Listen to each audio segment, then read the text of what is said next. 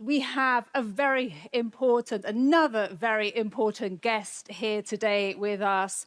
Please join me in giving a very warm welcome to the stage, the President of Ukraine, Volodymyr Zelenskyy. Welcome, President Zelenskyy.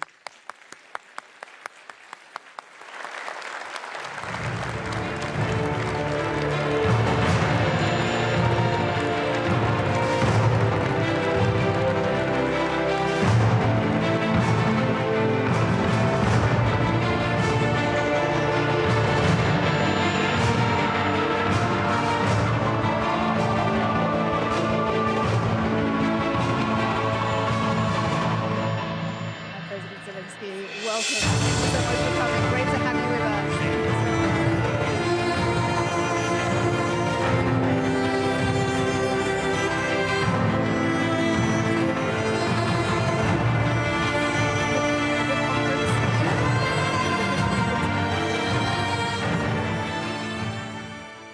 All the best. I think the podium is yours now. Thank you very much indeed. Thank you so much. Thank you for the invitation. Thank you. Thank you so much.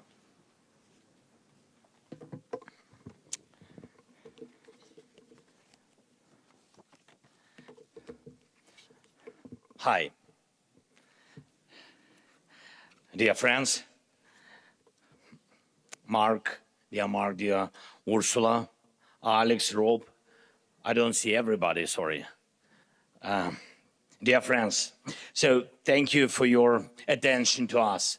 Thank you for your attention to Ukraine, to Ukrainian defense companies, and to our defense capabilities, which have truly become among the strongest in Europe and have been proven in modern war.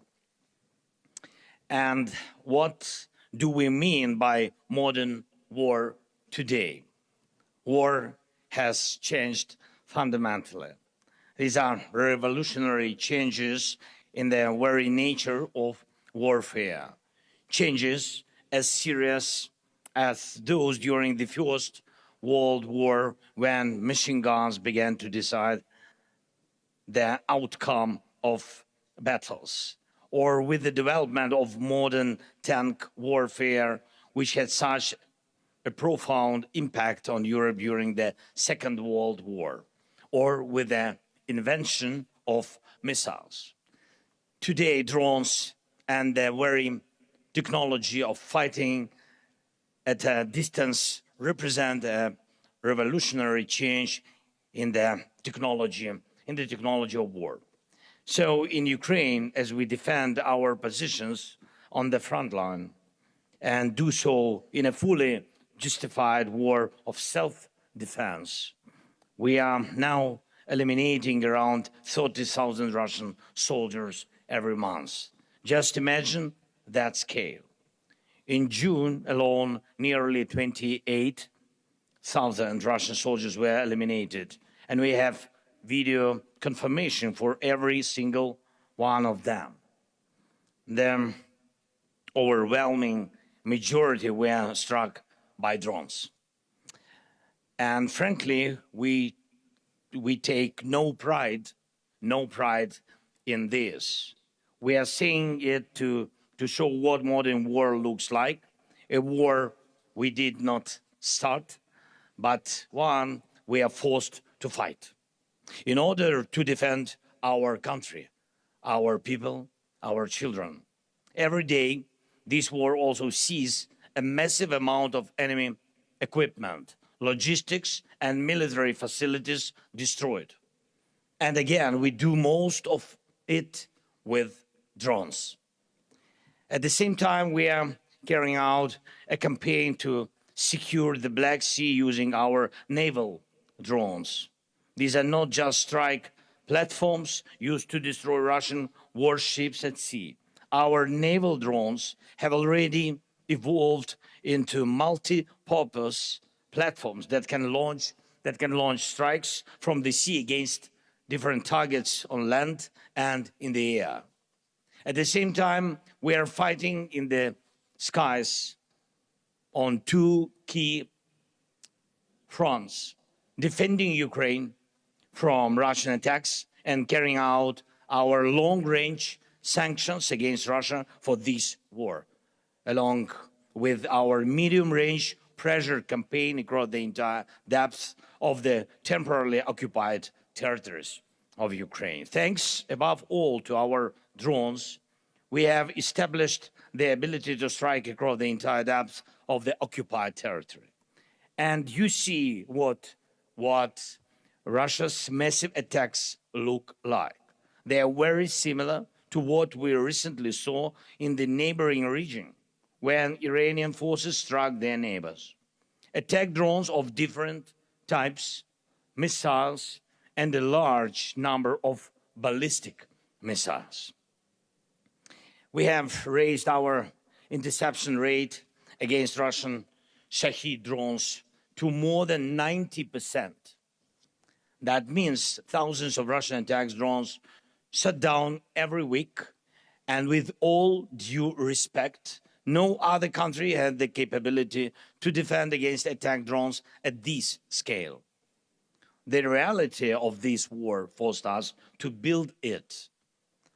And today we defend against hundreds of attack drones every day and night, and thousands every week and every month. Ukraine's defense sector is building that capability even in the middle of a full-scale war. And we also maintain a high interception rate against cruise missiles, thanks to the way we have built our air defense. And thanks, of course, thanks to the support of all of our partners who continue to provide Ukraine with defense assistance.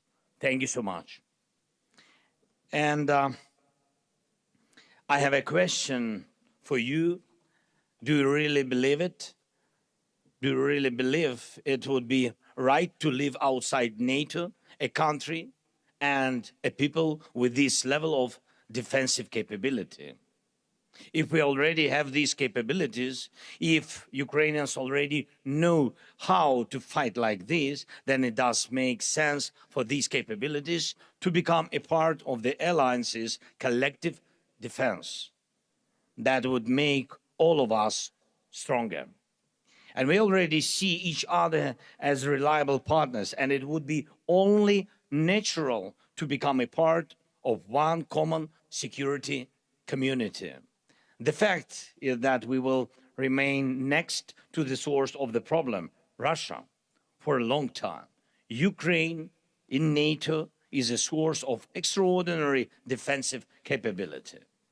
In the meantime, we have completely eliminated the very idea of Russia having a strategic rear. And you know this country.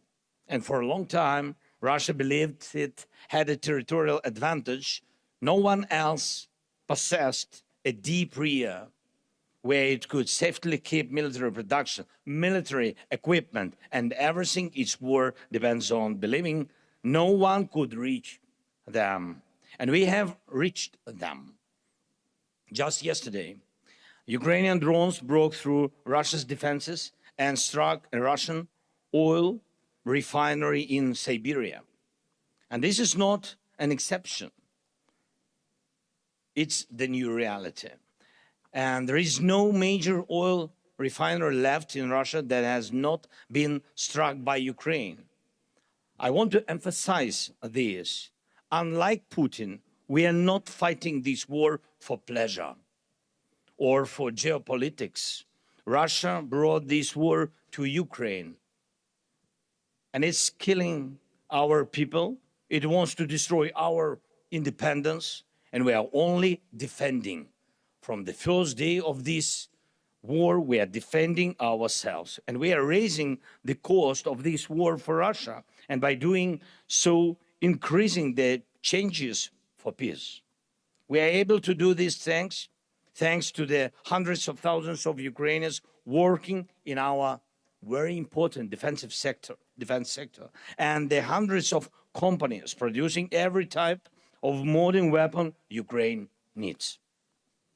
Today, because of this, Ukraine has the world's largest and the most advanced drone warfare capability. And we are offering this capability to our partners through the Drone Deal initiative. I'm grateful to everyone who has already joined this initiative and to those who are joining it. Drone Deal Initiative, it's not only about buying drones, but also about co-production, fast-track access to the means of protection of critical infrastructure, air defense, and of course, security cooperation. And I also want to thank every leader, every country, and every company cooperating with Ukraine in the defense sector. The European Union, Turkey, NATO countries, as well as countries such as Azerbaijan and the Gulf states and other friends are already our strong partners. And I hope our cooperation will provide our nations with reliable protection against threats. The one thing we still need to do here in Europe is build a strong defense against Russia's ballistic missiles. This is a big challenge, it's true. This is Russia's last major advantage. And as well, and as we have seen from the wars in the Middle East and the Gulf, this is an issue of global importance. And I believe Europe urgently needs its own capability to produce anti-ballistic systems and the missiles they require. We all value the Patriot system. It's an excellent system, and there are others as well, but today's wars have shown that current Patriot production is not enough to meet the growing demand for protection against ballistic missiles. That is a fact. And we must respond to that fact. Those who defend life need more Patriots. We have also discussed Patriot production licenses with our American partners, and I ask you to support our efforts to make this happen. And one final point. As I said, Europe needs its own effective anti-ballistic systems and missiles. And this work is already underway. And I urge all of you and all our partners to give it the attention it deserves. And this cannot wait until 2030 or beyond. Europe needs affordable, mass-produced anti-ballistic systems as soon as possible. In fact, today. And I'm sure you agree with me, this is not about maximizing profits for governments or for industry, and it's about providing the strongest possible protection, first of all. Protections for hundreds of millions of Europeans. And that protection is needed today, not years from now. We work on developing the anti-ballistic coalition, and I hope it will deliver real, strong results. While this war continues, please help us get more air defense missiles. This is our top priority right now. We are capable of doing everything else ourselves. But when it comes to air defense, we need our partners' determination. Please, let more determination and more decisions for air defense be one of the key outcomes of this NATO summit in Ankara. And I encourage all of you and all our NATO partners to work closely with us, with Ukraine, to develop modern defense capabilities and protection against every type of drone threat. Thank you. Thanks to everyone who is helping us, helping protect lives. And I cannot finish without my appreciation of the position of the leaders of the countries who have clearly stated Ukraine belongs in NATO because NATO with Ukraine is the alliance for the future. The alliance of today must be up to the challenges of the modern world. With Ukraine, with the strength of our defense industry, and most importantly, the resilience and experience of our people. And I'm proud of our people, and I'm proud of Ukraine. Thanks, friends, again for invitation. Slava Ukraini!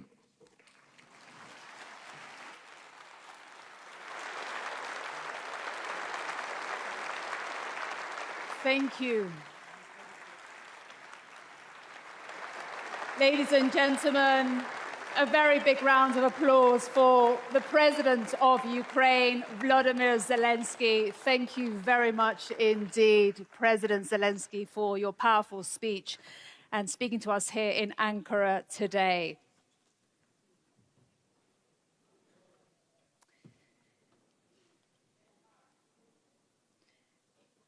Ladies and gentlemen, we will prepare now for our next session. And in today's world, defense, industrial preparedness, that depends on a range of factors. And not every lever rests in the hands of military decision makers. Our next panel is entitled People, Plans and Products, a Whole of Society Approach to Industrial Preparedness.